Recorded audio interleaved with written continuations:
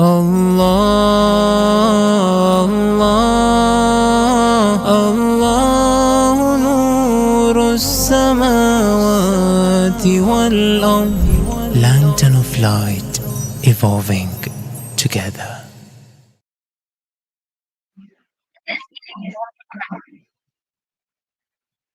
أعوذ بالله من الشيطان الرجيم بسم الله الرحمن الرحيم. Assalamu alaikum wa rahmatullahi wa barakatuh to our dear respected viewers from all around the world, and welcome on Lantern of Lights, a podcast program once again. This is your host, Sakeena Habib. Let us begin with Allah's name, who is all encompassing in His kindness and all encompassing in His mercy. And for those viewers who have been following up on our mental health well-being podcasts, this is one of them once again on Lantern of Light channel. Please donate generously on our website www.lanternoflight.org.uk, and please keep supporting our episodes and programs as much as possible. Now, I'm sure you all must have been very eager about this upcoming conversation about forgiveness. I do know that a lot of the sisters and a lot of the brothers, have had a lot of questions around this topic, that, how important is it to forgive someone, and how can one attain that healing power? How can one attain that strength? And how can one basically move on in their lives even without a person being sorry about a certain situation? I mean, how many times have we actually been through this situation where you expect an apology from someone, but you don't receive it on your end, and so you remain with a lot of questions in your head, like, how should I go about this situation? Now, forgiveness is the path back to Allah's heart. And there was a beautiful article written by Sister Naseem Walji Muhammad. If you had all gone through it, the winter beautiful moments, that forgiveness isn't just for others, it's a gift you give yourself. When you feel distant from Allah, remember that no matter how far you've strayed, His mercy is always greater. So take a quiet moment every day to ask for forgiveness. Ya Allah, forgive me, for I am in need of your mercy. This is the doorway back to His love, a love that never fades and never abandons. Now, without much further ado, I would like to welcome our very special guest on today's program, whom we've all been looking forward to, our sister Uzma Naqvi, who is a transformational life coach. And it's a pleasure to have her with us on board to unpack this very powerful discussion today. Assalamu alaikum wa rahmatullahi wa barakatuh. How are you today, Sister Uzma? Hope you're keeping well. Alaikum assalam. Really good. I'm so happy to be here. Thank you so much for the opportunity. It's always wonderful to connect with Lantern of Light, and it's a pleasure to be here. Thank you. Likewise. And Sister Uzma, this is a powerful discussion that we're unpacking today, and I'm sure that there's a lot that we need to unpack one by one. So we're going to take it step by step. And just for a heads up to all the sisters who are watching today's program, I'm sure that you are also looking forward to a very great meditation with Sister Uzma that we did just a couple of days back in our meditation healing circle. So inshallah, towards the end of the program, Sister Uzma will be gladly willing to do that with us, inshallah. Now, to begin with, Sister Uzma, when it comes to forgiveness, right? What does forgiveness mean from an emotional perspective? Again, thank you for the opportunity, and I'm also looking forward to the meditation. The meditation we did a few days ago was actually a very, very lengthy one, and obviously that makes it more powerful because we have more time to go deeper in. Obviously, in the interest of time, I will be doing a meditation, but it'll be a bit shorter, but inshallah, impactful. So I really hope you enjoy that. So very powerful question. What is forgiveness? What does it mean from an emotional perspective? And it's something that we definitely need to unpack. So do excuse me while I take a bit of time kind of going through it in a step-by-step coherent way, inshallah. So from an emotional perspective, forgiveness is an act of releasing oneself of the burdens of unresolved hurt and resentment that we carry and harbor with us. Emotionally holding on to anger or pain towards someone who has wronged us really keeps us binded, tethered together to that wound, to that person, to whatever they did, to that event. And sometimes it's for years and sometimes for decades, even passing it on to next generations. I know of families personally who have held on to hurt and resentment of something that happened 20, 30 years ago.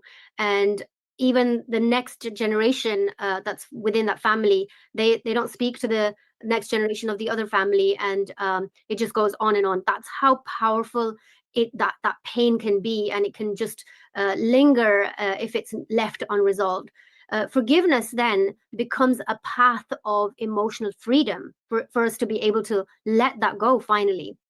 When we are hurting, when we're hurt and forgiveness feels impossible, because it does sometimes, it's often because the emotions that tied us to that event, to that person, to that betrayal, to that sadness, to that anger are extremely powerful and they are unresolved.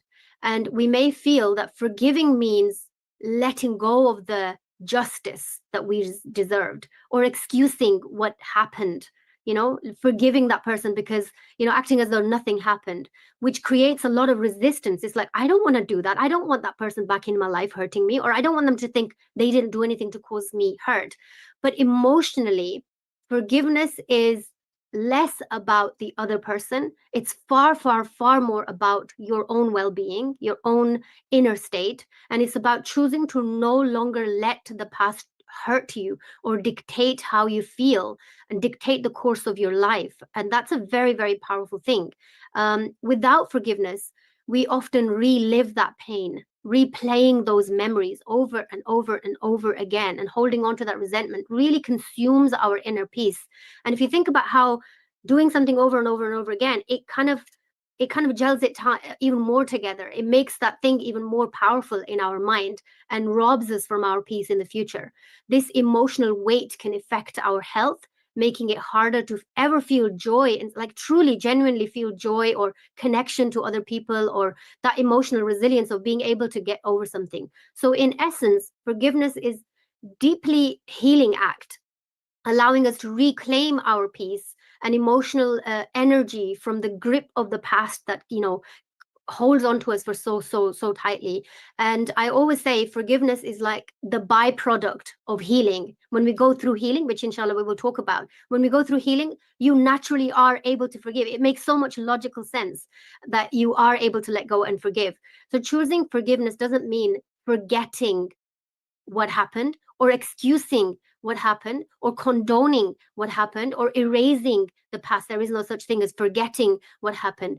It means making peace with it internally. It's about emotionally freeing ourselves to move forward unburdened, untethered with the person who caused so much hurt, and bringing peace with it. It's about emotionally freeing ourselves to move forward in a powerful way. So when we look at forgiveness from this perspective, it becomes a gift that we give to ourselves. We deserve that, an act of self-compassion. And it really allows us to heal and regain control of our own emotional lives. In the Holy Quran, in Surah Al-Imran, Allah subhanahu wa ta'ala says, who restrain anger, and who pardons the people, and Allah loves the doer of good, right? And this verse obviously highlights the importance of really being able to regulate our emotions if we look at it in a deep way, especially anger, right? And forgiving others and showing that forgiveness is a really virtuous act that is highly encouraged by Allah subhanahu wa ta'ala. And Imam Ali Islam says the most complete form of forgiveness is to forgive the wrongdoer for the harm that has been done for you. This is in Nahj al-Balagha. This is saying 209. And what Imam Ali al-Islam is emphasizing here is the completeness of forgiving others, which can really resonate emotionally by encouraging us to let go of the resentment and really move forward powerfully. So, forgiving someone does not mean that what they did to you was acceptable in any way, shape, or form. Forgiveness does not mean always allowing that person back into your life to hurt you again. It's really important to set very strong boundaries and know what your boundaries are. In some cases, it may be necessary to cut off ties with some people, obviously bearing in mind the obligations you hold towards whoever that is. And as for people that you can't cut ties with, there is definitely things that you can put in place to maintain the level of the connection that you're supposed to have with them without letting it get to you, without letting it emotionally drain you. Forgiveness means not carrying that grudge in your heart anymore by the person that hurt you. Forgiveness is giving up the resentment and anger, and no need for like revenge. Forgiveness means that if you, this is beautiful, because if you think about it this way, if you were given the chance to retaliate, to seek revenge, you would not want to. That is the level we can reach when it comes to forgiveness. You don't want to hurt them, even when you have the chance to hurt them. Forgiveness means to be able to let go of the need to see them suffer. Sometimes we're even praying for that silently and secretly, and would never admit that to anybody else. But we know in our heart, if that is, whoever's listening, if that is you, then know that there is a lot of healing that needs to take place, and you're the one who's suffering. You're the one who needs to let go of this. This is a huge burden that you carry. Forgiveness means that you can wish them well and pray for their guidance. Forgiveness means that you are feeling deep relief, a relief of tension, and you are feeling freedom from being stuck and wanting revenge to hurt the person who hurt you. It's about letting go of that resistance of that person. And lastly, I would say that forgiveness cannot be forced. Sometimes there's this kind of spiritual manipulation, if you like, for somebody to say it's a good thing to forgive, you should just forgive. It's not that. It's not easy. So you can't just hear some words and be able to do it. There is a process that needs to take place. Forcing forgiveness not only doesn't work, but it actually reiterates that you should not be feeling this way, and that you're a bad person for not being able to forgive. And it shames you in not having the ability to forgive, and that's not a good thing. It adds to the burden of already the burdens that you're carrying. The emotion behind resentment and anger is the truth for you. It's a call to action. That's the exact reflection and the perception you hold about that event, that person, that thing that happened, that circumstances that happened in your life. So don't shame yourself for not being able to be in that place just yet. Acknowledge and validate exactly where you are in the process of forgiveness. And that's a starting point. This means that in order for you to truly be able to forgive, one has to change the perspective entirely. And it's not necessarily an easy task. Maybe you need some support in that. And we can end up, of course, creating a false self by pretending. I often hear people saying, oh, I forgave them a long time ago. They don't bother me anymore. Yet, if they see them crossing the street, or if they see them in a shopping mall or something, they are highly triggered to the point where they might cross over to the other side. They don't want to come face to face that person. That tells you that they're bypassing, they're pretending that they've moved on, but actually that story is still very much alive. The meaning that they added to it a long time ago is still very much alive. And when it comes to the question of our faith, obviously we don't want to admit that we haven't forgiven, because it's better to forgive.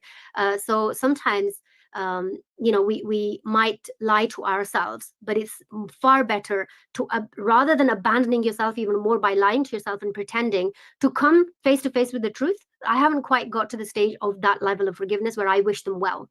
That's okay. That's a far better place of acknowledgement than to pretend your way out of this, because there is no pretending your way out of this.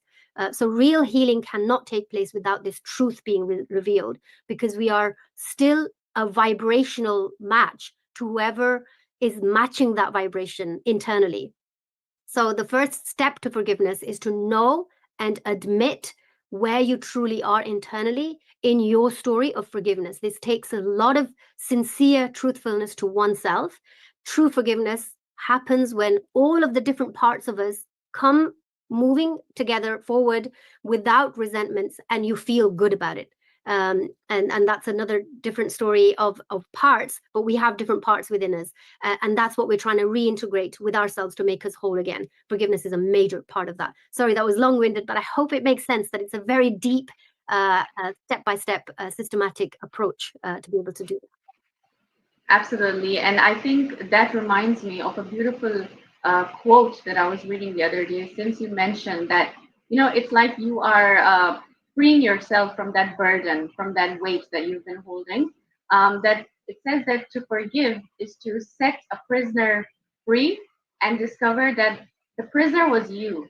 So forgiveness is a way to let go of a hurtful event and empower yourself. So as you mentioned earlier, that it's a way of just making yourself feel light. You are empowering yourself. You are freeing yourself from being that becoming that prisoner in that situation. Now, Sister Uzma, I have a question over here. So, like, am I waiting for an apology before I forgive? How does this happen? Because I'm sure people do have this question in their mind. Absolutely. It's a powerful question, actually. And I'm really glad that you asked it, because it's a huge cog in the machine of forgiveness, so to speak. The idea of waiting for an apology before forgiving is the common thing. A lot of people think, well, they haven't even said sorry, why am I going to forgive? Yet it can be that form of self-imprisonment that you've just talked about. When we hold ourselves back because we're waiting for an apology, we're often hoping for some kind of a acknowledgement or some kind of a validation of the pain that we endured from the very person who hurt us. And that's a big ask, because if they were that conscious and that aware, they wouldn't have hurt you in the first place. We may feel that the only way we can give an apology or ask for an apology, that it can bring justice or closure to that hurt by them asking us to apologize. Sorry, the other way around, but by them apologizing to us, right? However, when waiting for that apology, it can really bound us, again, that tetheredness of us to the actions of the other person. And that's a really fragile place to be, because we have no control over what the other person does or doesn't do, right? And sometimes this can go on indefinitely. Like, how long are you going to wait? If they wanted to apologize, they could have done it right after the event. They shouldn't have done the event in the first place, but a mistake can happen. But if they felt like there was a mistake that happened, they would have come forward and apologized. So imagine holding on to resentment and tainting your own life, because it does taint your life, because you are wanting the validation from the person who couldn't take the responsibility with your heart in the first place. That's a big ask from somebody who didn't take that responsibility seriously in the first place, right? There's a beautiful quote that I want to read from this book called The Power of Forgiveness. It says in the book, when we won't forgive, when we won't let go, we are binding ourselves to that past or to that person. And when we are stuck in the past, we cannot live in the present, because we can't be in two places at the same time. And if we are not living in the present, we cannot create a glorious future. So old garbage from the past just creates new garbage in the future. If we really stop and ponder on that, this is powerful, because it's telling us that we are only blocking ourselves from moving forward and creating anything new in our lives, because what's dictating what's happening in our lives is the past, because that's what we're holding on to. Psychologically, placing forgiveness on hold until an apology comes can really keep us trapped in a state of emotional limbo. You're sat on a fence, you don't know what to do, and we're tied to that person who hurt us, continually hoping that they'll understand, that they'll ponder, that they'll feel the depth of the pain that they caused. And this hope, while it is natural, I don't want to dismiss that, it's a natural thing that if somebody hurts you, you would expect them to feel remorse, but it leaves our well-being dependent on that person who did the action in the first place. And that dependency can really prolong our suffering, because the more we're harboring that, even at a subconscious level, the more we're holding ourselves back from the future, right? So that person, just know that they clearly do not have that capacity to be able to ponder over someone else's pain. Often these are narcissistic people. They don't have that ability. They don't know how to do that. Forgiveness, though, doesn't have to rely on the other person's recognition or remorse. From a spiritual perspective, forgiveness can can be seen as an act of liberation and a deep, deep connection with oneself and by extension with Allah subhanahu wa ta'ala.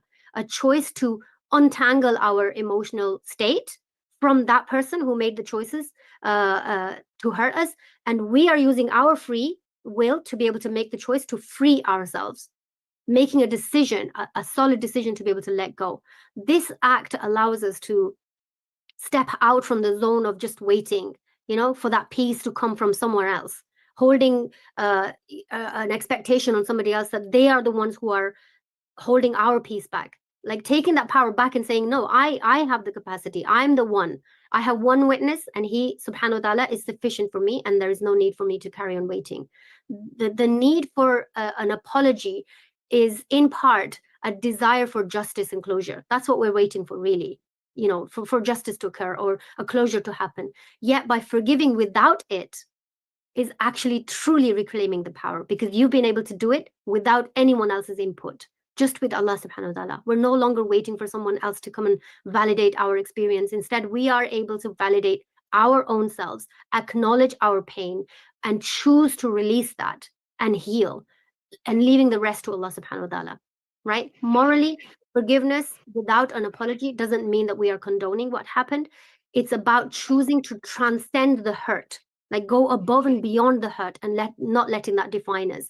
Forgiving without an apology is an incredibly powerful thing to do, and it allows us to finally close the chapter on our own terms and not just waiting for somebody else to do it for us.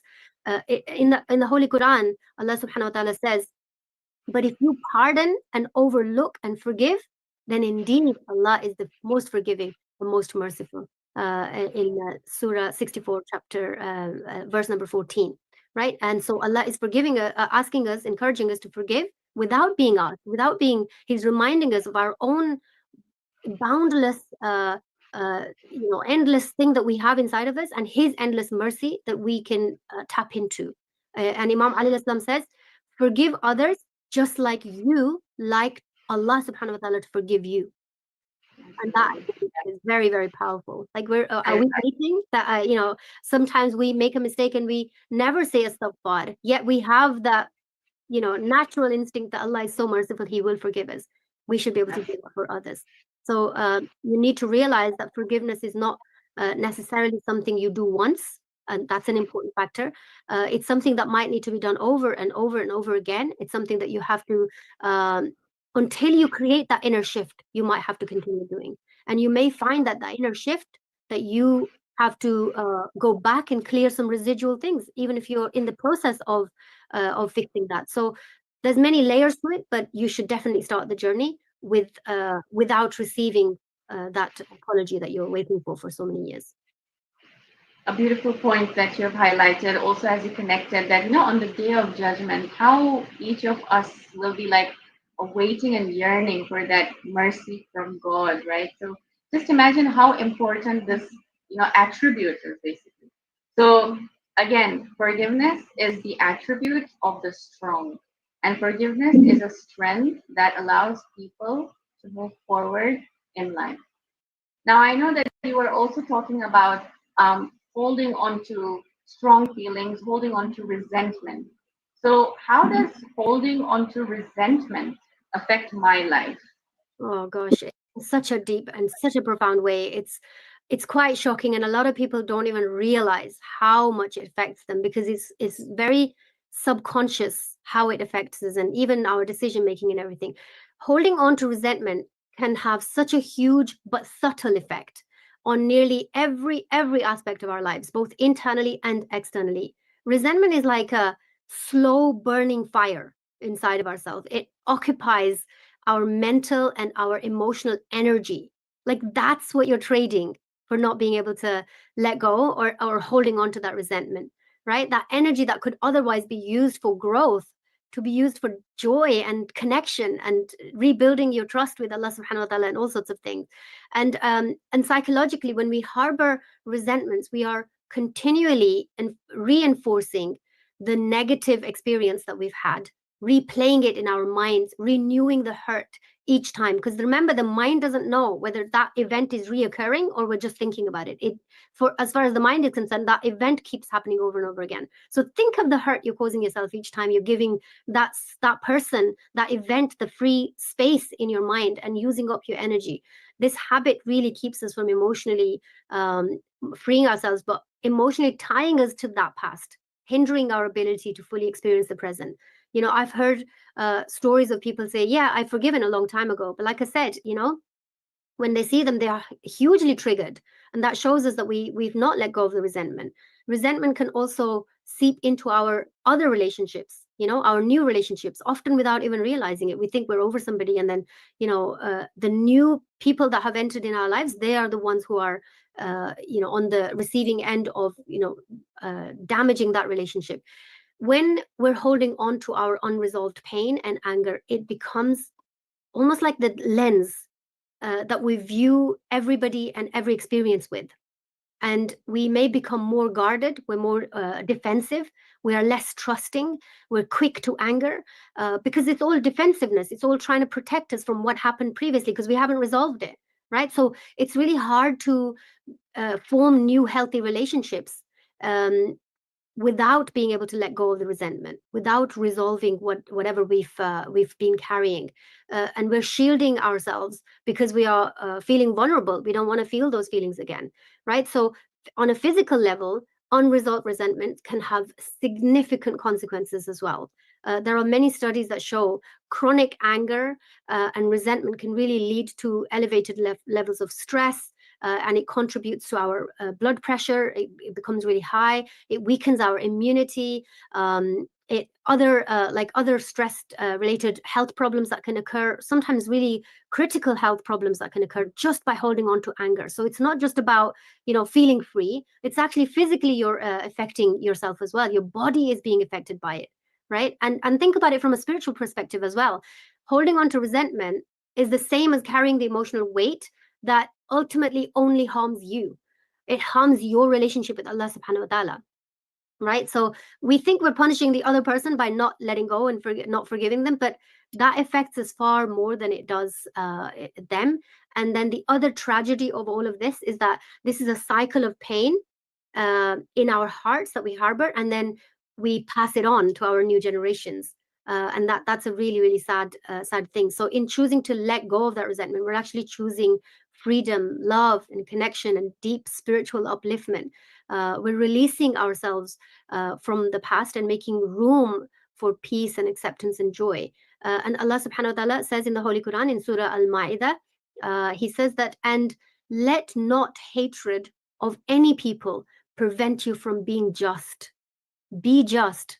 That is nearer to righteousness.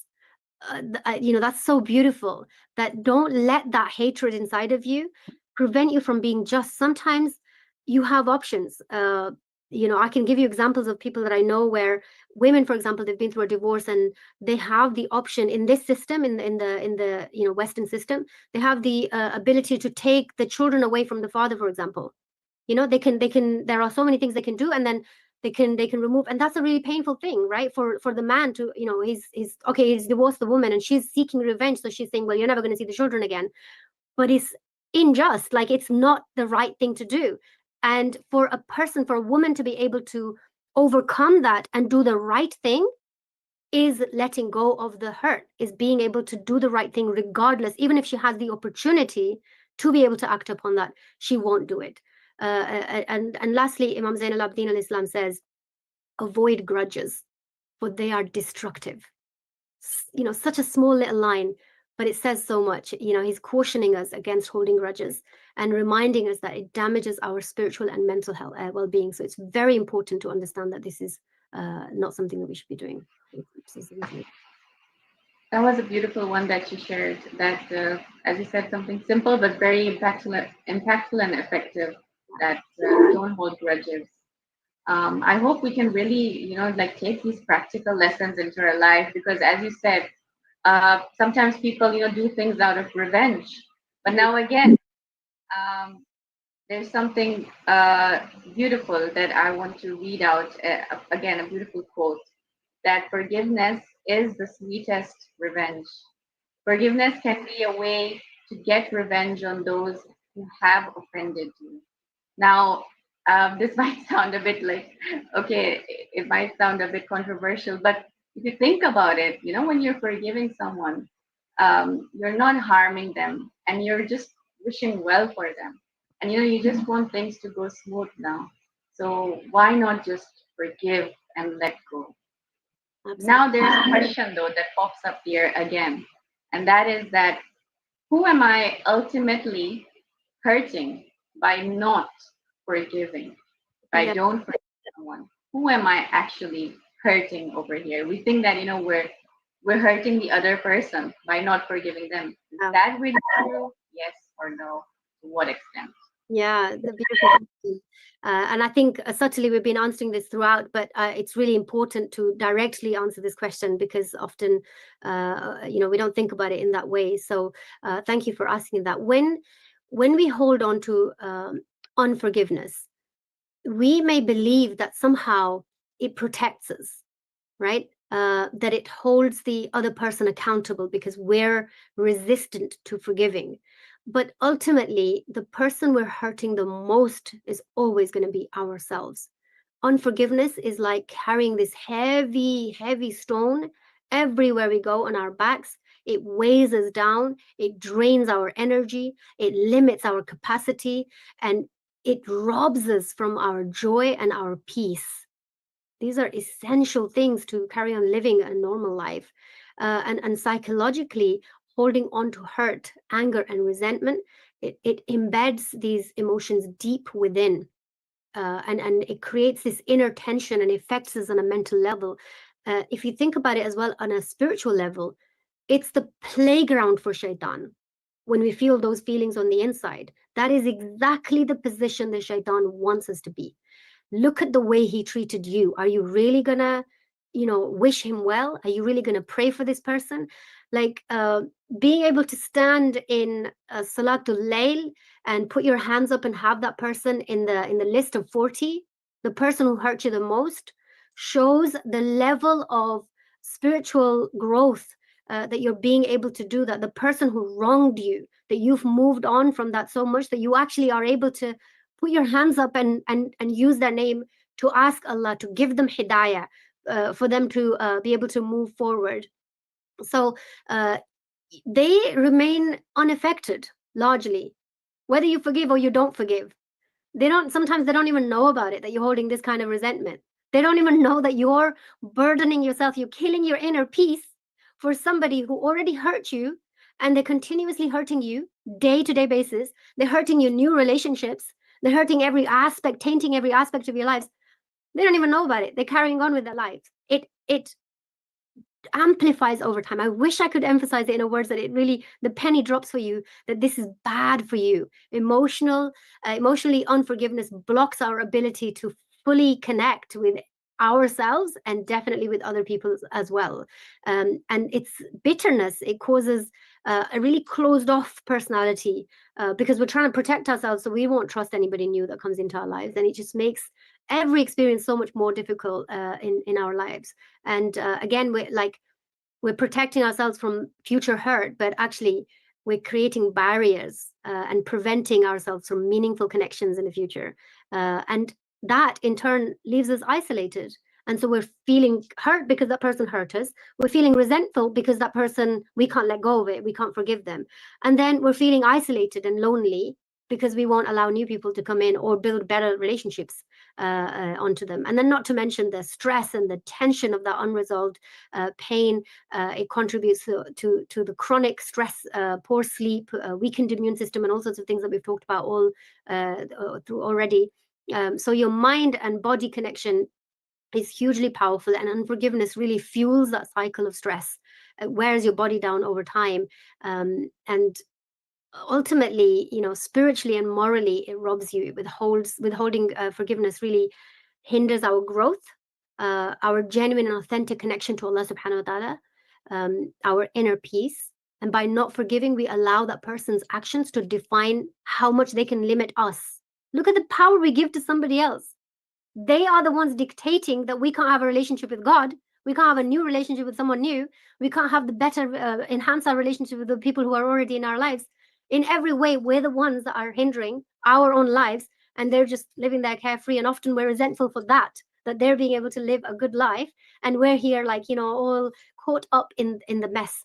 So ultimately, by not forgiving, we are hurting our chance of freedom, of joy, of a life that is untethered to past wounds. And forgiveness is not about justifying, like I said, what happened. You can't justify what happened. If you've been hurt, you've been hurt. That's valid. Like, we're not going to take that. Nobody's taking that away from you. But to be able to release that and peacefully move on and not care about like other people's actions and how they're, that's your choice. That's you using your free will. And Allah subhanahu wa ta'ala says in the Holy Quran, He says, and whoever forgives and makes reconciliation, his reward is due from Allah subhanahu wa ta'ala. He who does not like the wrongdoers. Allah does not like the wrongdoers, right? And so forgiveness brings this divine reward, while holding on to hurt really harms us by disconnecting from our own inner selves, our own inner or spiritual peace and rewards. And Imam Ali Islam says, last thing, that resentment really eats away at the heart as rust eats away the iron. That's how we're damaging our heart. And it's the only thing we're going to take back to God. SubhanAllah, that was beautiful. And absolutely, the points that you've mentioned, that how important it is to, move on out of that, that cage or that prison is very important. You really have to like push yourself to be out of it so that you can live a beautiful life. You can move ahead. You should be able to make new relationships, and especially the relationship with Allah subhanahu wa ta'ala. That is the most important one.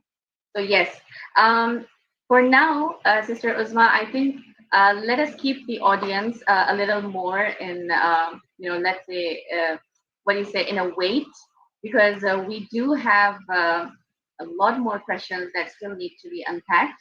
How about we take those up in our next part 2, if you're okay with that? Absolutely. Yeah. So let's do that, inshallah. I want all the audience, everybody out there, to stay tuned for a part 2, because we still have a lot more heated questions that will be answered by Sister Uzma. And we are looking forward to a meditation after today's program. Let us try to capture some silent moments. Let us try to get that healing aura. And if we can just have a beautiful 2 to 3 minute meditation by Sister Uzma. Jazakallah khair. Thank you for the opportunity. And I hope you can come back for the part 2, because that's where we're going to be talking about some practical ways to actually let go of the resentment, practical ways to actually, forgive. So please do stay tuned for the next session. So now the meditation. I don't know if I put on the meditative sound in the background. I don't want it to. Sometimes it can cross over to the sound, like my voice. So I'm not sure if it's a good idea to actually put that on. You can. Yeah? You can try. Let's see. Yeah. Let's see how it goes. Let me just put that on mute just so that you don't hear the ad.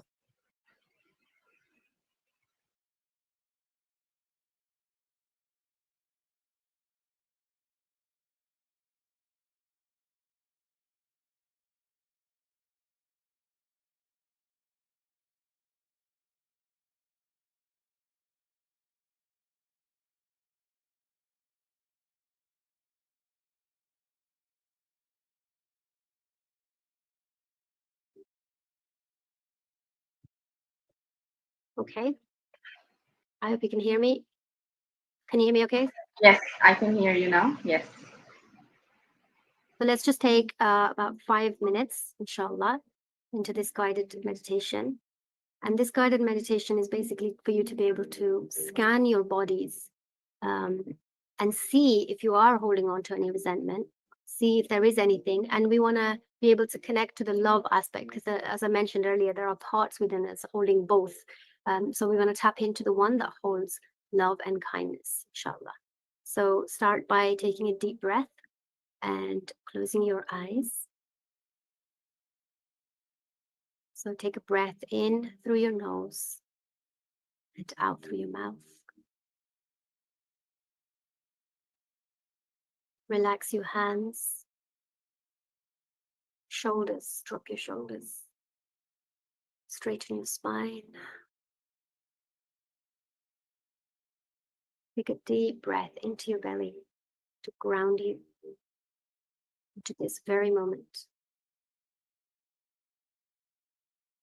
Feeling every breath as it enters your body and as it leaves your body.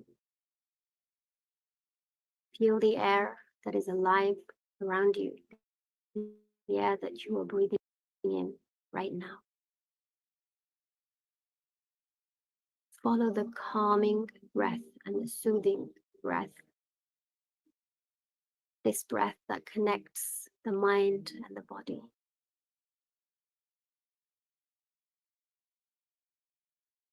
Bring your attention to your head, releasing and relaxing any tension from your scalp, forehead, your eyes. Allow the muscles in your face to completely soften.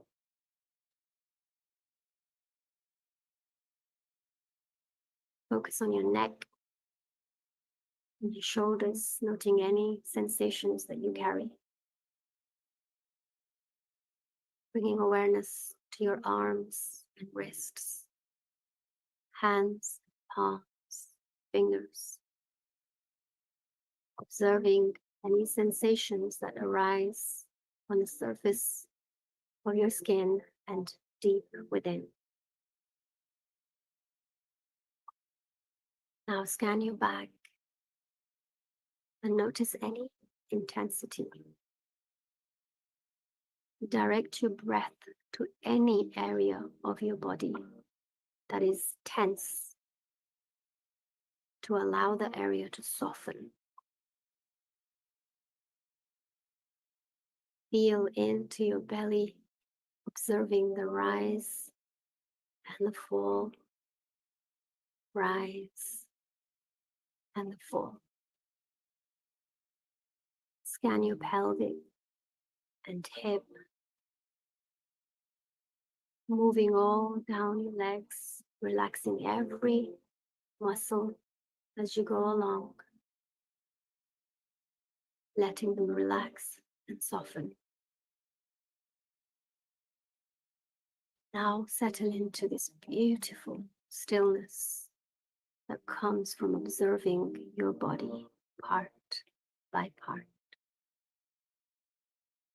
Breathe into the heart center and see if you can generate feelings of warmth, kindness, and friendliness towards your own self.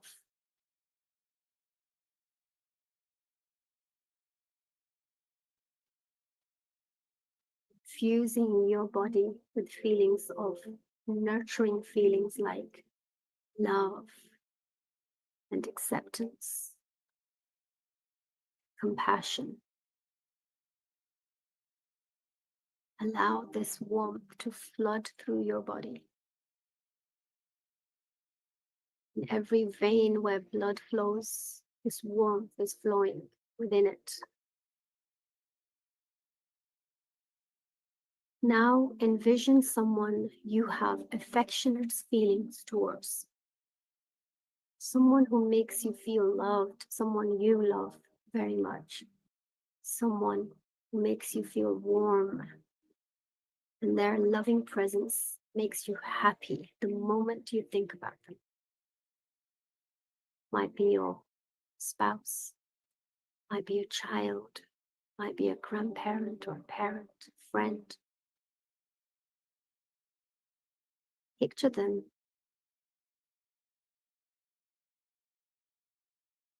Feel the warmth that you feel towards them.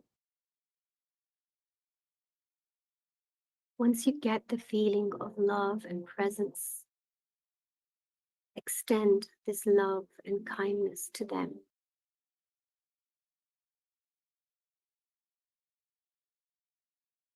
Extend this feeling beyond them and onto other people. Extend it to the community.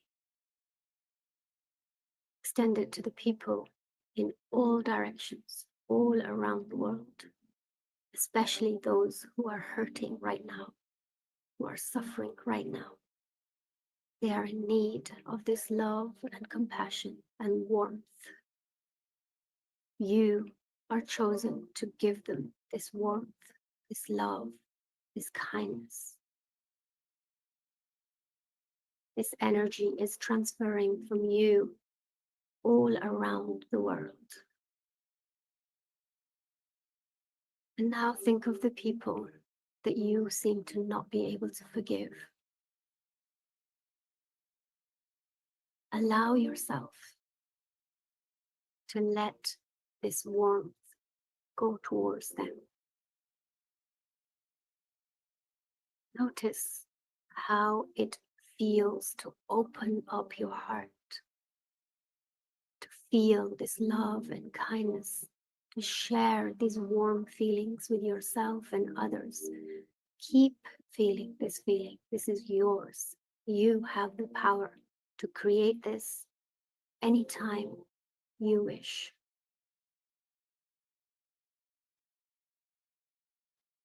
This is a blessing of Allah subhanahu wa ta'ala. He is Rahman to everyone, no matter who they are and what they do. But He is Rahim to the souls who are special. And it is a special soul like you who can let go and forgive and extend warmth and love even to those who hurt you. This is the power that Allah has bestowed upon you. Send gratitude to Allah for this power. Feel it seeping through everything you see, hear, touch.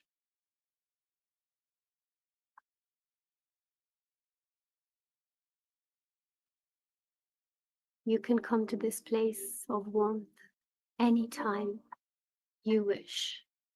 Let it impact you and those you love, and those around the world, and even those you don't love.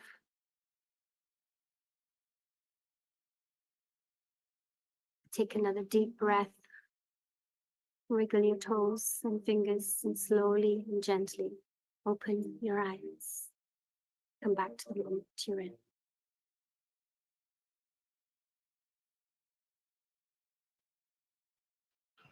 Thank you so much for that wonderful meditation. Oh my God, I feel like I'm back to a new world. It's really I mean, I've been very refreshed. Yeah, very refreshed with a very refreshed and a different energy. So yeah, It's just really nice to be able to think that you have the ability to be able to extend something out that's nice to even those that you don't feel nice about.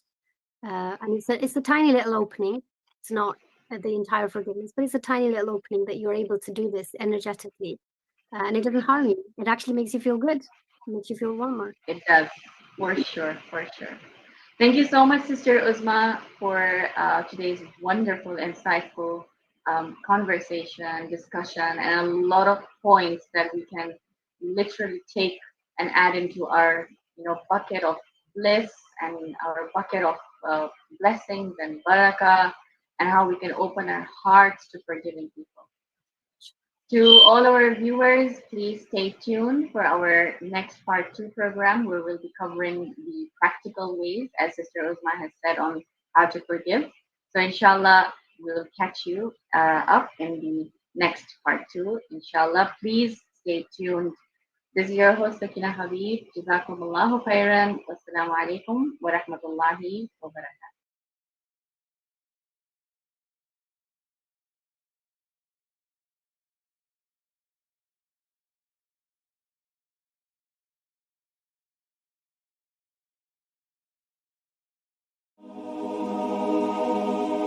My Lord, have mercy upon the weakness of my body. thinness of my skin and the frailty of my bones. Ya Rabbi, Ya Rabbi, Ya Rab, Ya Rabbi, Ya Rabbi, Ya Rab, Ya Rabbi, Ya Rabbi, Ya Rab, Ya Rabbi, Ya Rabbi, Ya Rab. Ya Ghafoor, Ya Ghafoor, Ya Ghafoor, Ya Ghafoor, Ya Ghafoor. Ya Allah, Ya Allah, you are the one who forgives. Time after time I stray away from the path that you have paved. Time after time you come back and say, oh believer, in you I have faith. I turn to you, I ask of you, Ya Sari al-Rida, guide me through. Ya Rabbi, Ya Rabbi, Ya Rab, Ya Rabbi, Ya Rabbi, Ya Rab. Ya Mujib, Ya Mujib, Ya Mujib, Ya Mujib, Ya Mujib. Ya Allah, Ya Allah, you are the one who responds. When I am broken and full of pain, I wonder where do I complain. But you're closer to me than my vein, and remind me to call out your name. Ud'uni astajib lakum, Ud'uni astajib lakum, Ud'uni astajib lakum. Call on me, I will answer you. I turn to you, I ask of you, Ya Sari al-Rida, guide me through. Ya Rabbi, Ya Rabbi, Ya Rab, Ya Rabbi, Ya Rabbi, Ya Rab. Ya Latif, Ya Latif, Ya Latif, Ya Latif, Ya Latif. Ya Allah, Ya Allah, you are the one who is gentle. I can't remember how many ways I've called you with pain and dismay, but I can't remember till this day a reply with no loving embrace. I turn to you, I ask of you, Ya Sari al-Rida, guide me through. Ya Rabbi, Ya Rabbi, Ya Rab, Ya Rabbi, Ya Rabbi, Ya Rab. Ya Allah, Ya Allah, you are the one who loves. Ya Wadud, Ya Wadud, Ya Wadud, Ya Wadud, Ya Wadud. I know I'm sinful and turn away from your kindness you show every day, yet you still guide me back on your way, as your love saves me going astray. I turn to you, I ask of you, Ya Sari al-Rida, guide me through. Ya Rabbi, Ya Rabbi, Ya Rab, Ya Rabbi, Ya Rabbi, Ya Rab. Ya Noor, Ya Noor, Ya Noor, Ya Noor, Ya Noor. Ya Allah, Ya Allah, you are the only clouded my heart. How do I try, where do I start? Your love for me ignites a spark. Let your light in me never depart. I turn to you, I ask of you, Ya Sari Ya Rida, guide me through.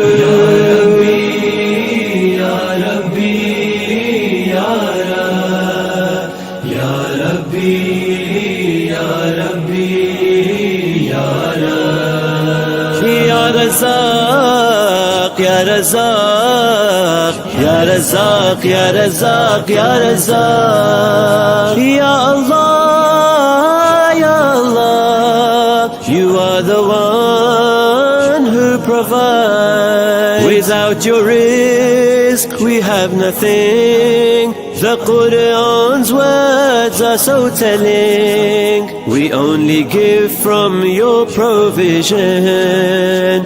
Through you is our status risen.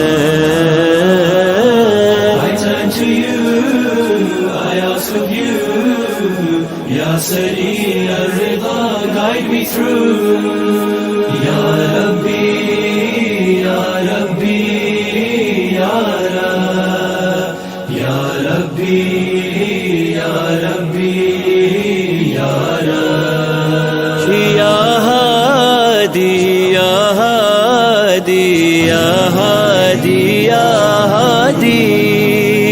Ya Allah, Ya Allah, you are the one who guides. Allah, I keep replacing you.